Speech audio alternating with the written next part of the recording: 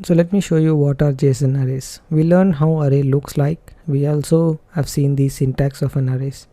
Well, array is represented within these square brackets.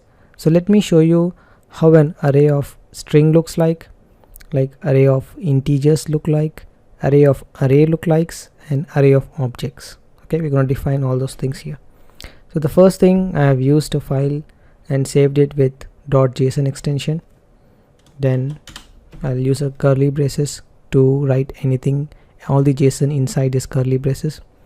So let's first define an array of strings, right? So the first thing is, let's say you're defining a weeks, right? Then you have to give a field name. Then the value could be multiple value because it's an array. You open with a square brackets, and then you're defining a string. Then each string will be in a double quotes, and then you give a comma notation to separate your data, right?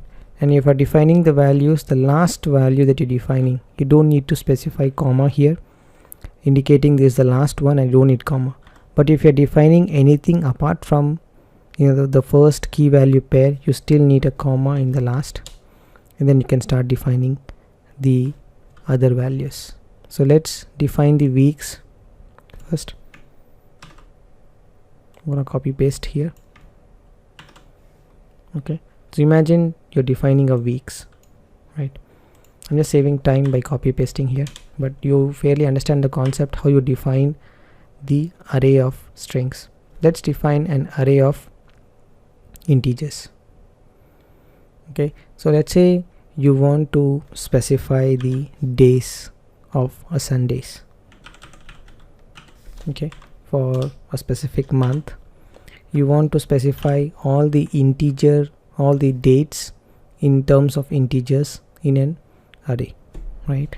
Let's say you say the 7th is a Sunday, then all the following multiples of 7 will be Sundays, right? So 7, 14, 21, 28 are Sundays, right? And then you're defining using an integer, right? You're using an integer to create an array of integers. Okay, and you can use comma notation. Okay, so let's define an array of array. Okay, let's say you want to define Saturday and Sunday. So you want two values per week, right? So you define the key. The way you define is you have an array, right? You define another array inside an array. Okay, that's basically an array of array. Okay, so you have an array, you have one more array and three arrays in it with separated by comma, and then you define whatever values you want to define. Let's say you want to define like 6 and 5, 6 comma 7, not 5, sorry, 6 comma 7, 13 comma 14,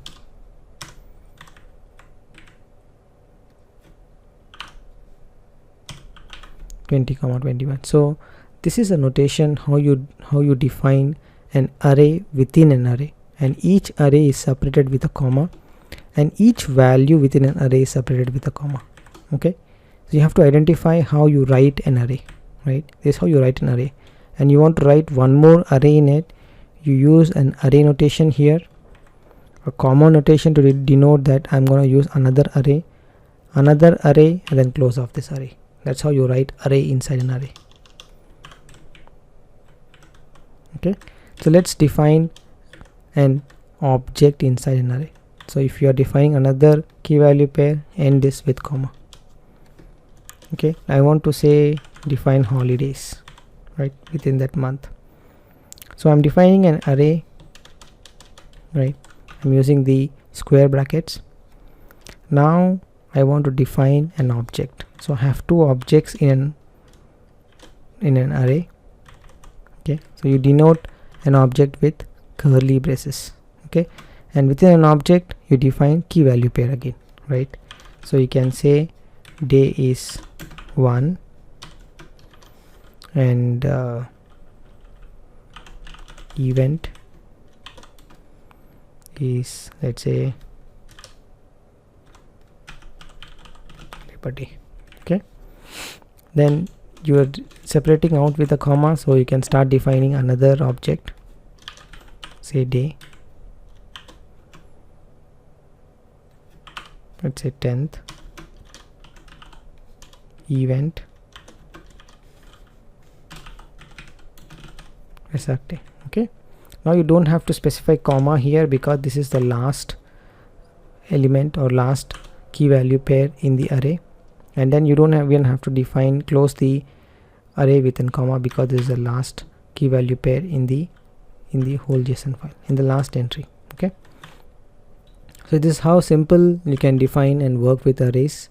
So the first simple example is an array of string, second is an array of integer, third is basically an array of array, and the fourth one is array of objects.